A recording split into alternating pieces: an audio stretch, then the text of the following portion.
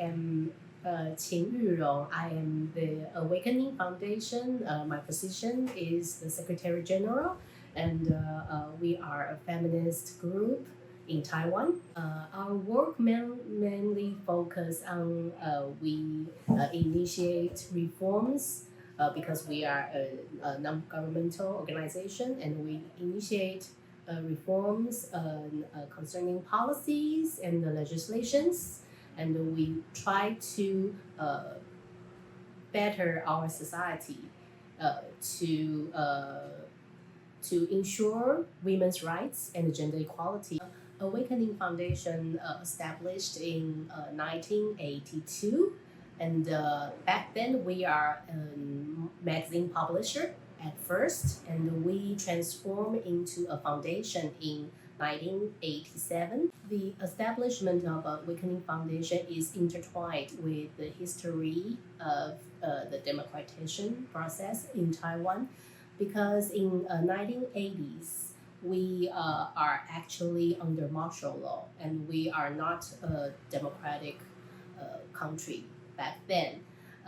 So our founding mothers actually participated in the movement striving for democracy, and they found that there are so many men and women are trying to achieve democratization in Taiwan, the activists, and but they think the movement of democratization is kind of gender blinded. They think they want to awake the mindset of Taiwanese women to let them know they have the same rights as men. But because back in 1980s, there are no one in Taiwan talk about such issues. So they think that we should try to fight for democracy, but also we have to fight for gender equality and women's rights at the same time. So they found magazine publisher. The publisher named the magazine named Awakening Magazine. So that's what they founded in 1982. And in 1987, the martial law in Taiwan is lifted. So we can transform into a foundation. So we can focus on many political activities, such as we try to achieve some reforms to encourage women participate in politics and in public spheres, and we also amended laws to ensure there the women's rights in marriage law can be secured. And also we initiated an amendment specifically to better the gender equality situation in the workplace. So, and also there is another law initiated to ensure gender equality in education and in schools. Can you explain these 3 points? I can give like 2 or 3 examples. Yes. For example, in the 1980s, the civil code in Taiwan says that if you are a married woman, you have to live with your husband. You cannot live, you have no freedom to live in other places. If your husband insisted that you should live with him, so you cannot live in other places. So that was written in our civil code. And if you do not live with your husband, but your husband insisted that you have to live with him, then the husband can take you to the court and says that you violated the law. So back then, in the 1980s, we know people read newspapers, not social media. So everyone reads newspapers, and we have a very huge page in everyday's newspaper that was an advertisement column. And so you can see some little advertisement posted by some husbands. They post a picture of their wife and they expose all her personal information in the column, like her name and her ID number and where she lives and how many children she has, and says that this is my wife, and she runs away. And I post this advertisement here to notify her that if she sees this, she have to come back home before some date, or I will take this event to the court. So that was you can see a lot of such advertisement in 1980s, maybe in early 1990s, in the newspaper in Taiwan. It's everywhere. Awakening Foundation collaborated with many women's groups in Taiwan, and we amended the civil code concerning education rights. The girls are the same as boys. So, but in the schools, there was a lot of situations like events of sexual harassment in the school that happened, and also discrimination against students like gay or lesbian students. So that was widespread in the education system, and many teachers do not know how to cope with such thing. But who harassment from who? Some between students, and some is teachers towards students. Younger students. So I mean. Younger students and the college students also. Actually, there was a parade. It's not like a parade, or it's a protest action initiated by female college students in 1994. They walk. Many of them walk in the street to protest that they say they have encountered sexual harassment, mainly from their professors. And there are a lot of colleges collaborate together to protest against this situation in 1994. And so there was a discussion that we should have gender equality education in the education system. We have to establish that, and also we have to establish system to cope with or to prevent the sexual harassment situations in the campus. So there was Gender Equality Education Act passed in 2004. So the act asked all the schools in Taiwan, you have to implement gender equality education in your school. And also you have to establish formal process if any students or teachers want to report the sexual harassment events. You have to establish a process to investigate and also to cope with this situation. So after the act passed, all the schools have the obligation to prevent sexual harassment and to implement gender equality education. In 1990s, our Awakening Foundation actually implemented a plan that we read the textbooks in the school, especially in the elementary school, and we collected a lot of materials in the textbooks, and there we found that there are many gender stereotypes in the textbooks. Like if you like in the first year of the elementary school, the students read books that says the in the morning everybody wakes up, and the father read the newspaper, and the mother take care of the breakfast. So, and also there are pictures in the textbooks to show that to the students the gender stereotypes. So we collected a lot of materials that says that we do not want such things, such stereotypes to be taught in the school. And also, there was an event in 2004. There was a student in southern Taiwan named Ye Yongzhi. And he was a very sweet boy, and some students thought that he was a little bit feminine, and he was bullied in the school. And one day he went to the toilet, and he found dead there. Nobody knows why till today, but everybody talks that why he has to go to the toilet alone during the class. He was trying to avoid to meet people in the toilet, so he go to that there alone, and he was found dead there.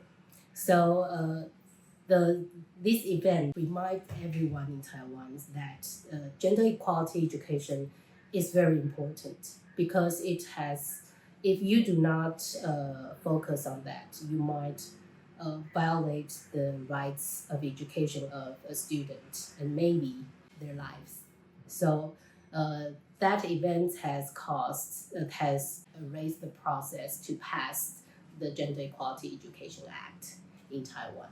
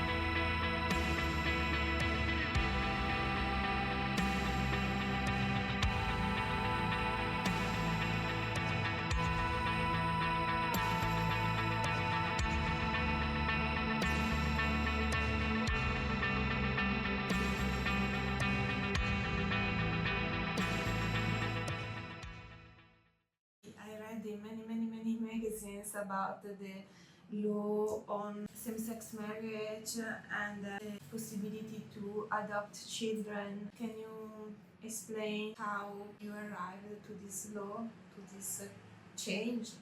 It's actually a very long process. We have the first same-sex marriage proposal in the Congress. Actually, that happened in 2012. Actually, that's the same year I getting Awakening Foundation, but the law was suspended for years, and I think it's in, but the active groups still strive to pass the same-sex marriage law, but the conservatives are strongly against such initiative, and maybe in 2016 there was a French professor who works in National Taiwan University, and he passed away. He has a male partner, and he himself is a male. So there are a lot of stories that students mourn the professor because he cannot get married in Taiwan with his partner, and many same-sex couples come out to say that it is time we have to pass the same-sex marriage law. Who are the conservatives? Mainly religious background. It's like some belief that it's practiced in every family that we have to honor our ancestors, and so the very important obligations of the family members is that they must have offsprings, they must have children, so they can pass on the family line. and that's a way to honor your ancestors. So the same-sex couples faced a lot of backlashes in Taiwan. Is that many elderly people are worried that if we pass same-sex marriage law, then they will have no children in the family. But very interesting because there are a lot of young people in Taiwan support same-sex marriage. So back then, if you look at the online survey, you can see there is a very obvious age gap, against or pro for same-sex couples to adopt children. The discussion was undergoing the same time as people are discussing same-sex marriage law. So there are some foster institutions in Taiwan.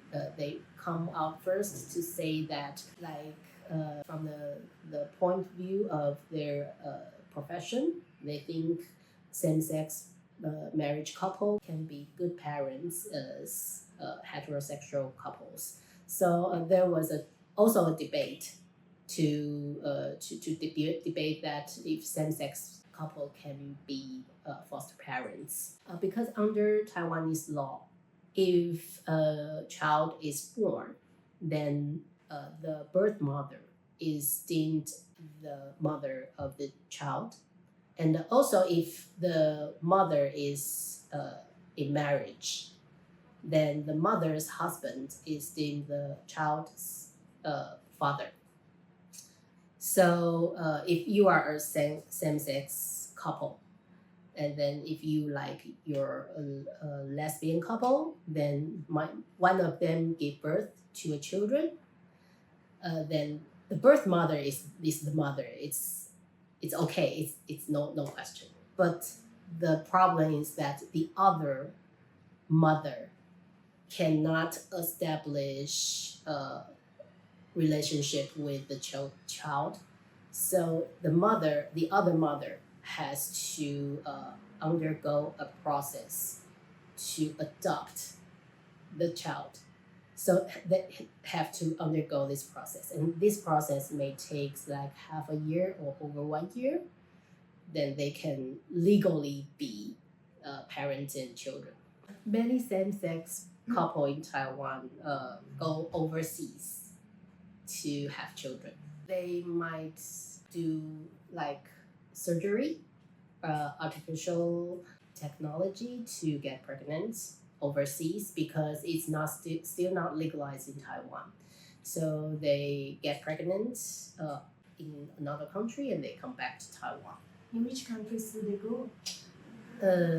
It's not many countries might be their destination, like US. There was an event in 1987 in Taiwan. There are a lot of women worker protest because they work for Chiang Kai-shek Memorial Hall in Taiwan.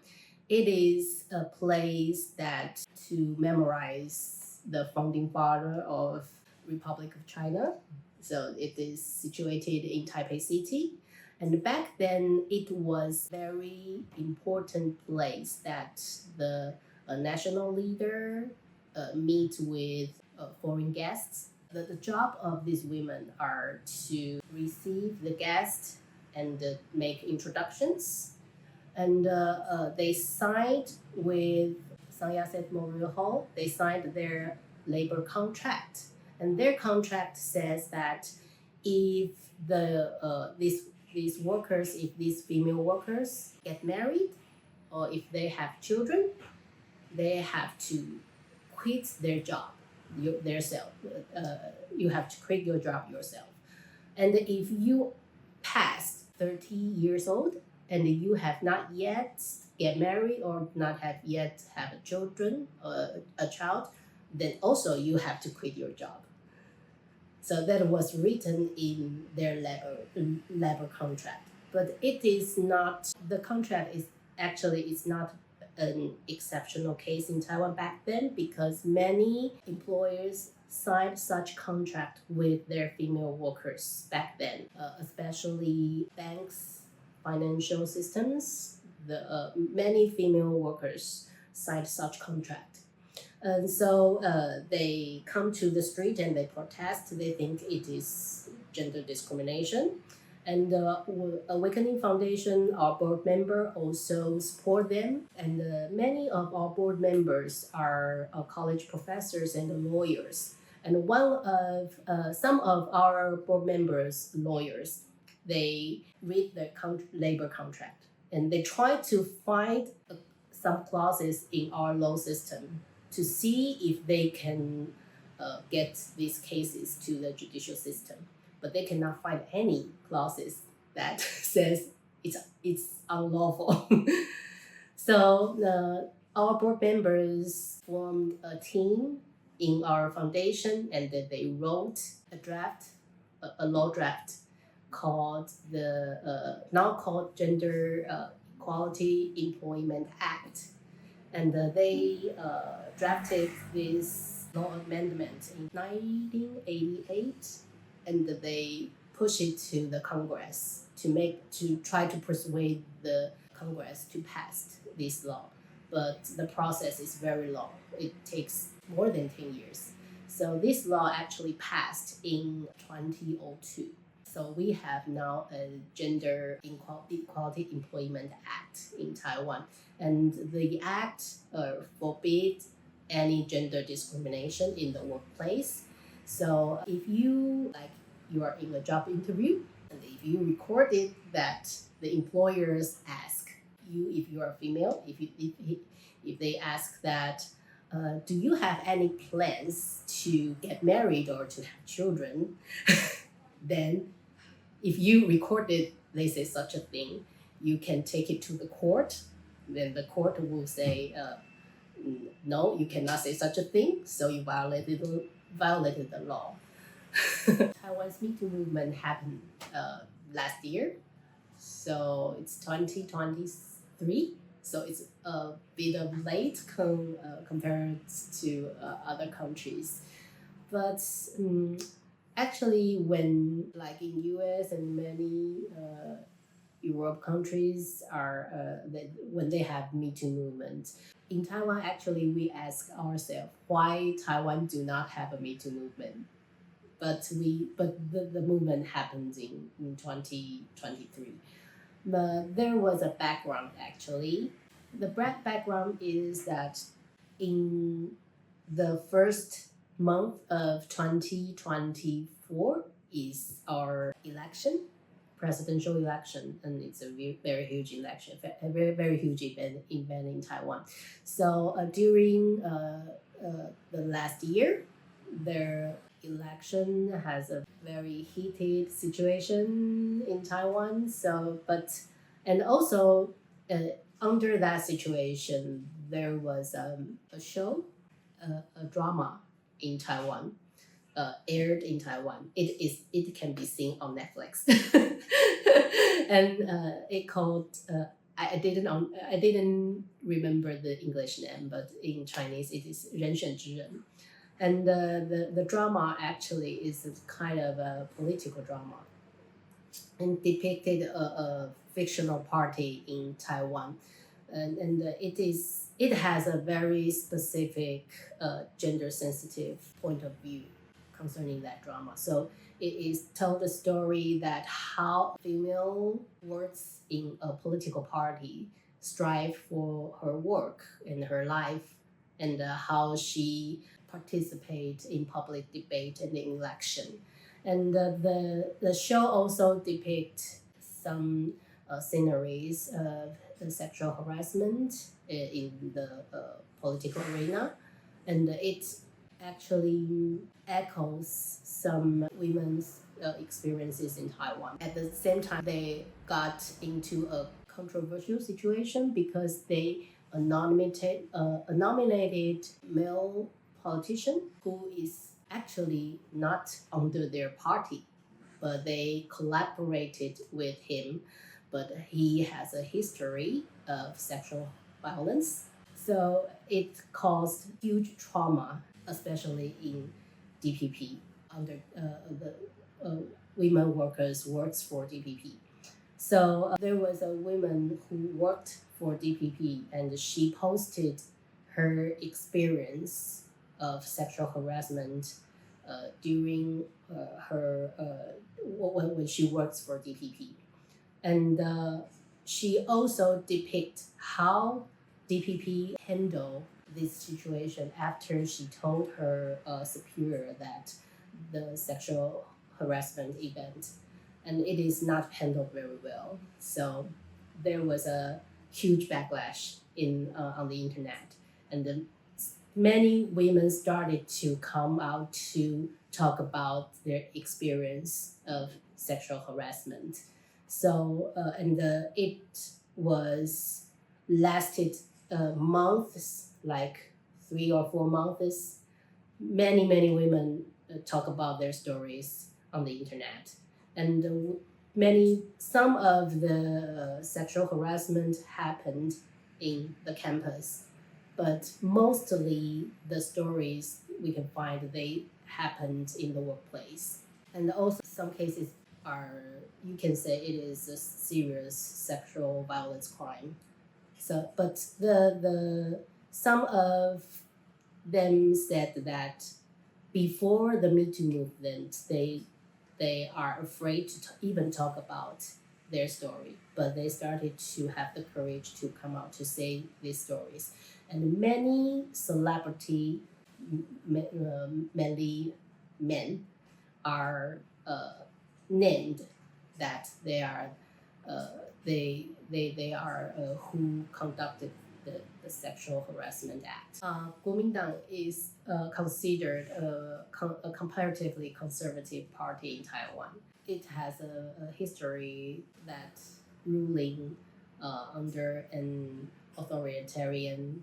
They have an authoritarian rule history in Taiwan, and comparatively, the DPP is considered a more progressive party. It is exactly why when Me Too movement started in DPP, people are very angry because it is considered a progressive party. And the party did not handle the situation very well. So especially last year, there was a heated election, and the DPP think it is a huge crisis. And still it is a ruling party back then, so they have to handle the situation quickly. So they proposed to amend 3 laws. The 3 laws are has separate sexual harassment prevention and handling policies. So they quickly amended these 3 laws to strengthen the prevention and process of sexual harassment event. So how quick they did that? They did it in 1 month. It is common for young people to actually it is very common if two young people want to get married, then they have to arrange their parents to meet with each other. The parents have to meet each other, and they have to know each other, and they would assess each other if it's a right partner for our children. If they say no, then you have to, it is up to the children if they want to fight against their parents. It happens that some children will fight against their parents. The same mentality in families in Taiwan, that they honor their ancestors, and they want their children to have children and more children in the future. So that's the same thing. But it's interesting that in some academic studies in Taiwan shows that people who come from China during 1940s are actually comparatively not traditional concerning gender stereotypes, because you can see these people are uprooted in China and they migrate to Taiwan. So they actually do not have parents' pressures.